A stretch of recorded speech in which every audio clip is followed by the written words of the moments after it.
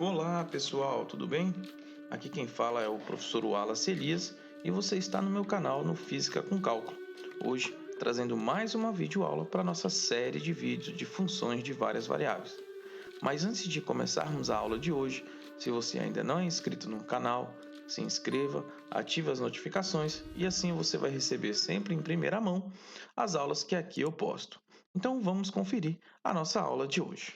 Na videoaula de hoje eu quero conversar com vocês sobre limites e continuidade no contexto de funções de várias variáveis. Vimos na aula anterior, caso você ainda não tenha visto, eu vou colocar o card aqui em cima, o que vem a ser uma função de várias variáveis, de duas, de três variáveis. Agora a gente vai estender o conhecimento de limites e continuidade para esse tipo de função. Para falarmos sobre o conceito de limite e de continuidade dentro de funções de duas e três variáveis, nós vamos utilizar dois exemplos, duas funções, e fazer a sua comparação. Então vamos considerar as duas funções a seguir. Nós temos a primeira função f de x e y igual a seno de x² mais y ao quadrado dividido por x² mais y ao quadrado. E a função g de x e y igual a x² menos y² dividido por x² mais y².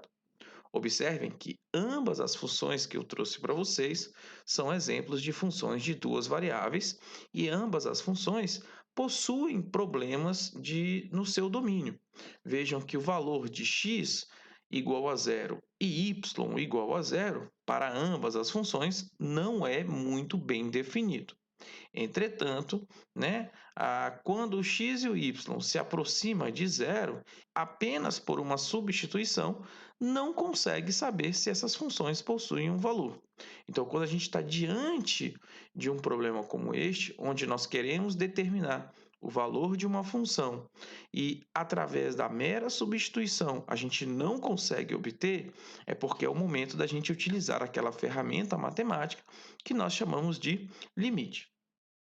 E como que nós faremos isso, né? Vamos estudar inicialmente a função f de x e y igual a seno de x² mais y ao quadrado dividido por x² mais y ao quadrado.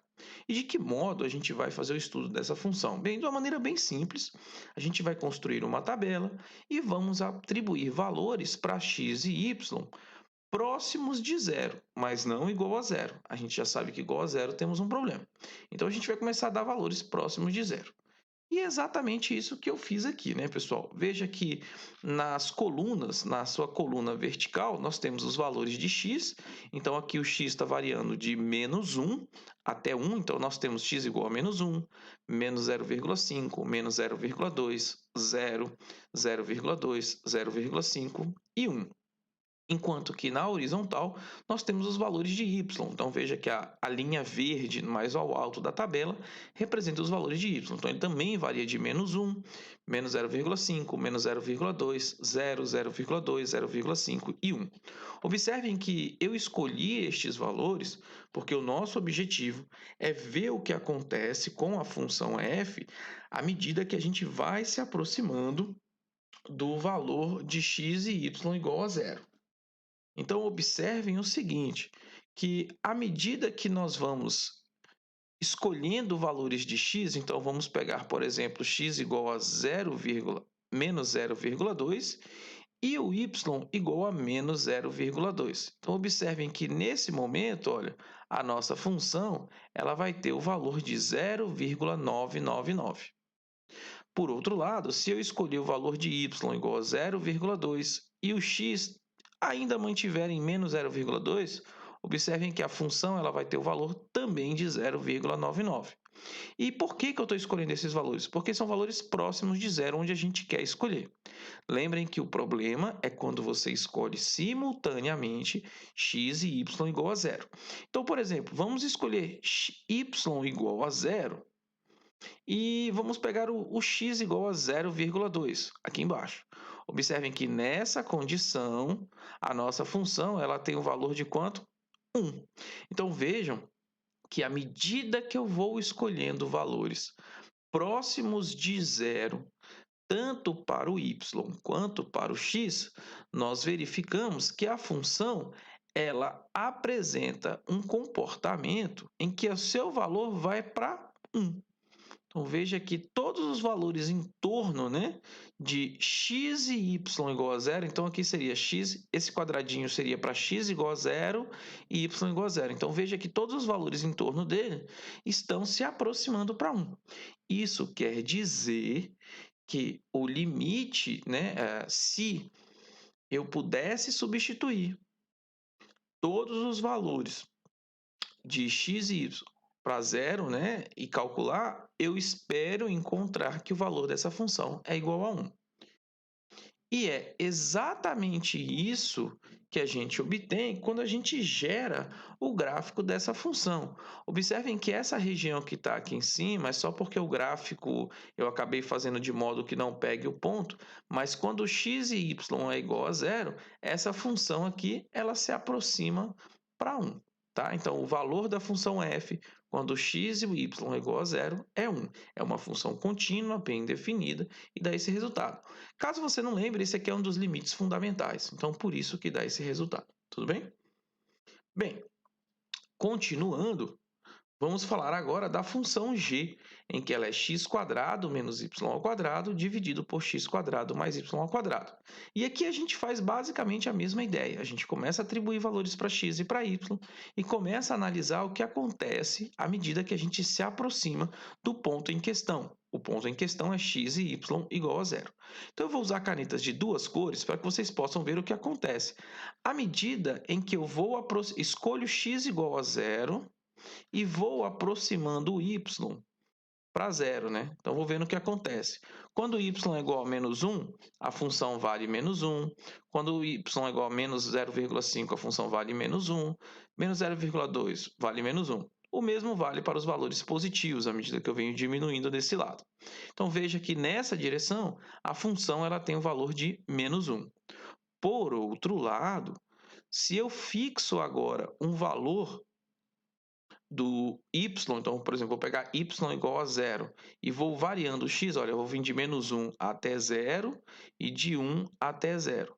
Observem que nessa direção a função ela tem um comportamento, olha, diferente. Ela agora ela começa a valer 1. Então, o que isso significa? Dependendo de como eu faço a aproximação para o ponto que eu quero, o valor da função está dando diferente. Isso aqui é um indicativo para a gente que a função não é definida no ponto em questão. E isso é facilmente perceptível quando a gente analisa o gráfico da função. Veja que eu utilizei um gráfico que apresenta cores para que a gente possa visualizar melhor. Observem que aqui é quando eu fixo o valor de y e vou variando o x, né? Então, aqui é aquele valor positivo, em que dá 1. Por outro lado, essa parte de baixo é quando eu fixo o valor de y e vou variando o x, que aqui, no caso, vai dar menos 1. Então, observem que, dependendo da direção que a gente tomar, a função vai ter comportamentos diferentes. Mas eu vou voltar para essa função um pouco mais, né? Então, eu vou voltar para essa função um pouco mais tarde. Vamos continuar a aula de hoje. Bem, em geral, quando a gente está falando de limites de funções, existe uma notação que é utilizada e, para o caso de funções de duas variáveis, a notação que nós vamos usar é essa: o limite de uma função de duas variáveis x e y quando x e y tende para o valor a e b é igual a l. Tá? Então, essa é a leitura que a gente faz. Então, o que eu estou te dizendo aqui é que o valor de x está indo para a e o valor de y está indo para b. Essa é a leitura que a gente faz, tá bom? Então, essa notação ela serve para indicar os valores da função que se aproxima do número L à medida que o ponto XY se aproxima do ponto AB ao longo de qualquer caminho que esteja no domínio de F. Ou seja, é como eu escolho para aproximar, como eu fiz no exemplo anterior. Outras notações para o limite também são utilizadas, vocês podem se deparar em alguns livros, são o limite de f de x e y igual a L, mas observem que agora aparece x indo para A, y indo para B.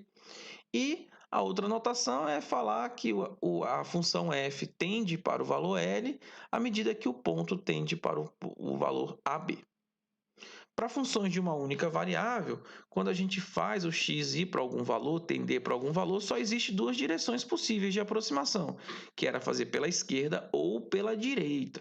Como vocês puderam ver, para o caso de funções de duas variáveis, essa situação ela não é tão simples, porque existem infinitas maneiras de se chegar àquele ponto em que eu estou estudando. No exemplo anterior, eu mantive o x fixo e variei o y, no outro caso, eu mantive o y fixo e variei o x, mas eu poderia ter feito os dois simultaneamente. Então, existem infinitas maneiras de fazer essa aproximação do xy até o ponto que eu quero, por uma quantidade infinita de direções, de qualquer maneira que eu desejar, tá? Então, a única condição é que o ponto que eu escolho tem que estar no domínio dessa função, que é exatamente isso que eu mostro para vocês. Então, veja que a gente tem o ponto indicado ali e eu tenho pelo menos esses 4 caminhos para se chegar até esse ponto. Então, existe uma certa liberdade de como fazer isso. Bem, portanto, se nesse processo de calcular o limite de uma função de duas variáveis, se a gente consegue encontrar dois caminhos diferentes de aproximação ao longo do qual a função tem os limites diferentes, né? Ou seja, se eu fizer pelo menos dois caminhos em que a resposta do meu limite não dá a mesma, então eu digo que o limite não existe, tá bom? Essa é uma definição muito importante e que a gente fala o seguinte: se o f de xy tende para L1 quando o ponto xy vai para o valor AB ao longo de um certo caminho, e quando a mesma função tende para um outro limite, quando eu faço uma aproximação para o ponto por um outro caminho, e esses valores não são iguais, então a função não existe. Tá? Para ficar mais claro, eu trouxe um exemplo aqui para vocês. Vamos mostrar que o limite dessa função não existe. Então, como que a gente faz isso, né? Bem, a gente quer calcular o limite de x² menos y² sobre x² mais y², quando o x vai para zero e o y vai para zero. Então, aqui, basicamente, a gente tem que calcular dois limites, tudo bem, pessoal? A gente calcula o primeiro limite para o x e depois o outro limite para o y. Então, você poderia ser levado a simplesmente substituir, né? Então, aqui é como se eu estivesse calculando um limite do y indo para zero, do limite do x indo para zero, quando x² menos y², x² mais y². Então, quando eu fizer esse primeiro limite, eu vou encontrar que o limite de y indo para zero, então aqui eu vou substituir o x por zero, então vai ficar menos y² sobre y², isso daqui vai dar menos 1, que era o que a gente viu. Enquanto que se eu fizer o limite agora na ordem inversa, né? Se eu fizer primeiro para o y e depois para o x, então x indo para zero, o limite do y indo para zero, de x² menos y², x² mais y². Então, isso aqui vai dar limite de x indo para zero, de x² sobre x², que aqui vai dar 1. Então, observem que eu fiz o mesmo limite, mas eu fiz por caminhos diferentes, né, por ordens diferentes, e encontrei respostas distintas, o que nos leva a crer que nesse exemplo em questão, o limite dessa função para o ponto 0 e 0, ele não existe. E aí, para que vocês possam compreender melhor o que significa essa escolha diferente, eu trouxe aqui uma animação do Matemática, em que eu construí, para vocês visualizarem o que acontece. Então, esse gráfico que aparece em tela para vocês é exatamente o gráfico da função em questão, a função x² menos y² dividido por x² mais y². Então, observem que à medida em que eu mexer os valores de x e y, ou seja, como eu aproximo, olha o que acontece. Observem que tem uma bolinha verde que eu usei para indicar, eu espero que todos estejam enxergando. Essa bolinha verde ela anda pelo ponto mais alto, que é quando o limite vai para 1, né? Então eu estou variando o x e a gente vê que nesse caso, à medida que o x vai se aproximando de zero, a função ela vai para menos 1, né? Aqui vai para baixo. Agora, quando eu mexo aqui em cima, olha o que acontece, a bolinha ela sobe quando eu vou me aproximando de zero, que é justamente quando eu vejo que o limite dá 1. Então, observem que é por isso que, dependendo de como eu escolho o valor de x ou y, o limite dá diferente. Então, quando eu vou me aproximando para a origem pelo eixo y, a função tem um valor, a bolinha vai lá para cima, e quando eu me aproximo pelo eixo do x, à medida que eu vou me aproximando de zero pelo eixo x, ó, a bolinha vai lá para baixo. Então, isso é um indicativo de que o limite não existe.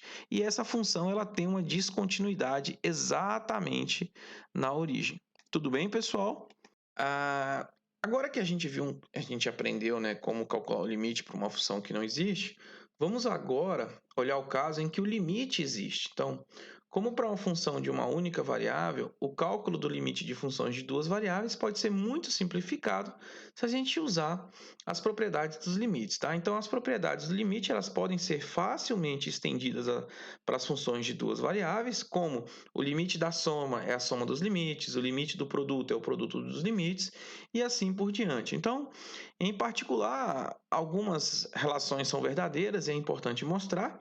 Então, se você tem uma função que só depende de x, então o limite dessa função, quando o x e y tende a um ponto, é só você calcular o limite para o x, levando em consideração o valor de x.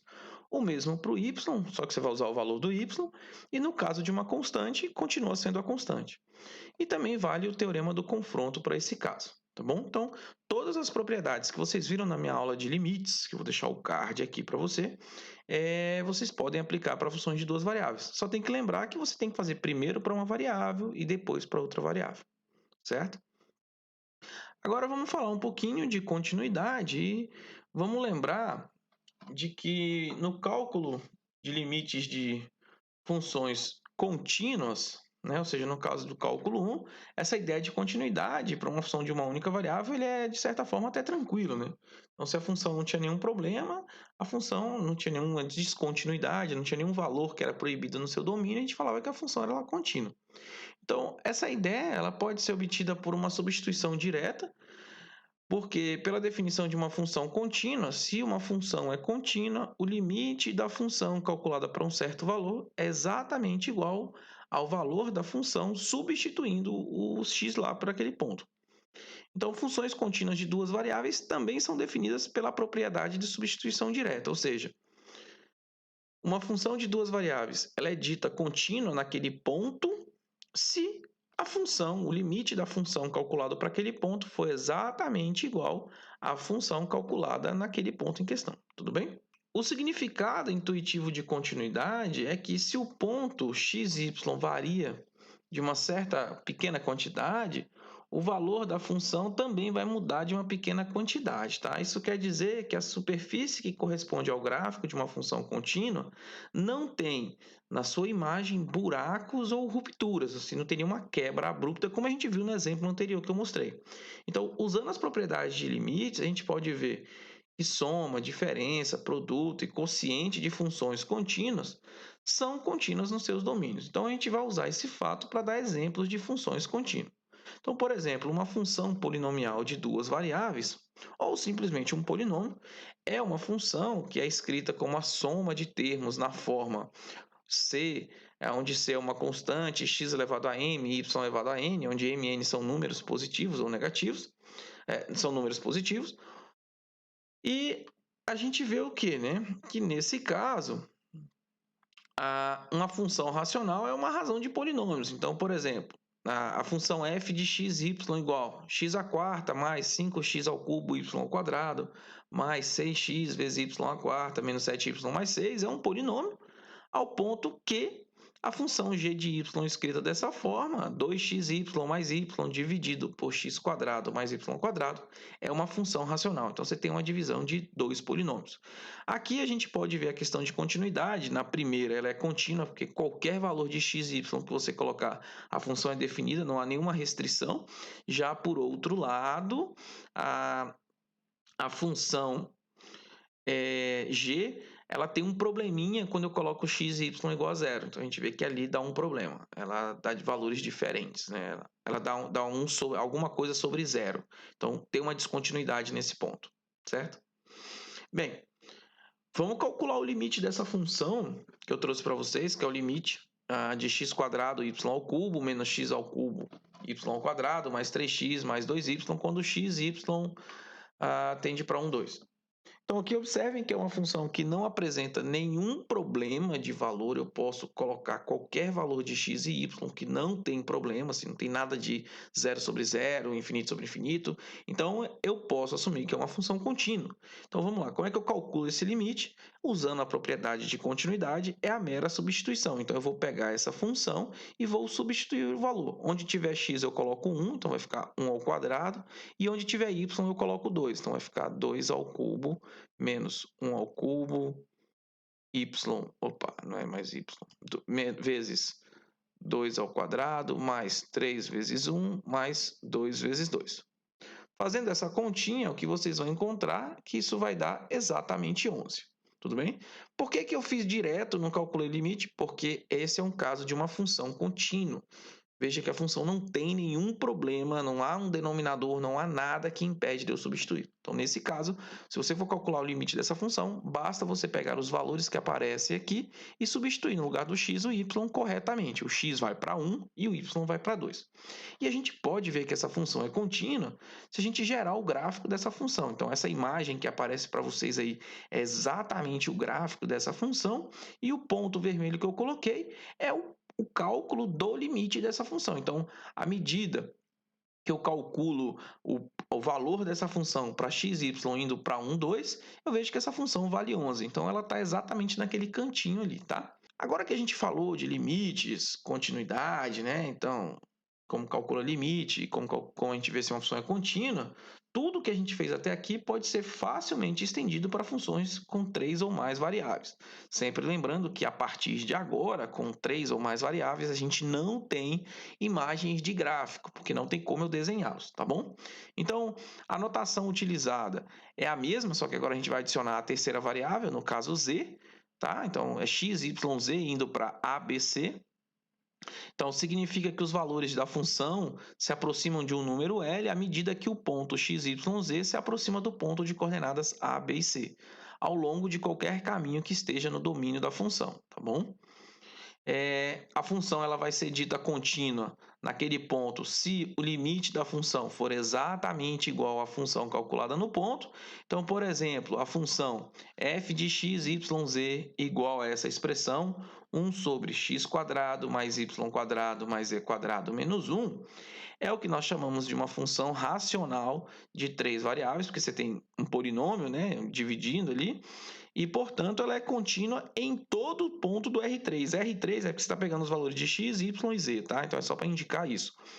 Exceto naquela região onde x quadrado mais y quadrado mais z quadrado é igual a 1, porque se a soma das variáveis x quadrado, y quadrado, z quadrado for igual a 1, eu tenho um problema. Então, em outras palavras, o que eu posso dizer? Que essa função ela é contínua em todos os valores do R3, exceto na esfera com centro na origem e raio 1, que é exatamente isso que eu mostro para vocês. Aqui eu estou trazendo as superfícies de nível dessa função, porque eu não posso construir o gráfico, né? Então eu estou construindo a superfície de nível. É como se eu pegasse a função que é 4 variáveis, né? 3, o gráfico fosse em 4 dimensões e cortasse para 3. Veja que a esfera ela é vazada porque ela não está definida no raio igual a 1, então tem um problema. Tudo bem? E assim, pessoal, a gente chega ao final da nossa aula número 20 sobre limites e continuidades. Nós aprendemos como calcular o limite de funções de 2 e 3 variáveis, utilizando as mesmas propriedades que nós vimos anterior. Aprendemos o que é uma função contínua, é aquela função que quando eu calculo o limite dela num ponto, ela é exatamente igual ao seu valor calculado no ponto. Enfim, e é isso, gente. Eu espero que vocês tenham gostado. Não esqueçam de curtir, comentem bastante aí, coloquem as perguntas, o que não ficou claro. E é isso. A gente se vê na próxima videoaula, onde a gente já vai falar sobre derivadas parciais. Um abraço e fui!